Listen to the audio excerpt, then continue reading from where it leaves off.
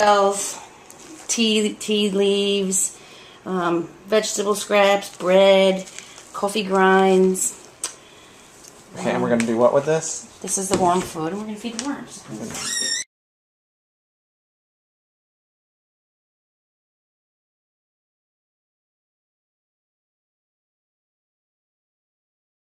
This is a worm factory, and what happens is this is the working tray. So after about 3 months, what they'll do is, see, they like to be buried. So this food they've eaten already. And what you get is worm castings. Worm castings are the best fertilizer for your garden. I'm surprised it doesn't stink more. It's very earthy smelling. No, because they eat everything. So the fertilizer is the worm poo. Yeah. So what happens? Wow, they're real active, which is a good thing. So you put some food in the corner. You lift the newspaper up. You have to make sure it stays moist. And then this is the food. And you just kind of put it in all in here. Spread it around. And what they'll do is once they eat the food in one corner, they'll find where the food is in the other corner, but in the meantime they're still eating all the shredded newspaper and stuff as well. So they'll never go hungry if you happen to go away for a week or something like that, because they also feed on all the shredded newspaper. But they love coffee grinds and tea grinds is like a dessert for them. They love it. Well, I take it, isn't what you feed them change what they poop out and change the fertilizer? No. No. So what happens is this is the working tray right now. Mm-hmm. And you feed them. They eat about three times their weight a week. There's about 1 pound of worms in here. They're red worms. And we have 1,000 of them. So they'll eat about 3 pounds of food a week. Now, they stay in here. You don't put them in your garden. No. This is their home. This is where they stay. Can we see the other tray? Well, this is the only tray we have right now. Oh, okay. So what happens is, see, aren't they cute? No, they're not. So what happens is, I just have to put a little bit of water on. Hold on. Once they eat all that newspaper and everything, once this all breaks down, then this tray is done.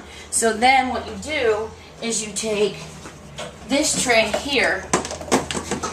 This now will be your next working tray. So once this is all finished, you put this here. You no longer put food down here. You put the food up here, and they will find their way up. Once they're all up here, then you take this, goes in your garden. Got it. The fertilizer, and then you just keep rotating trays. How long have you been harvesting worms?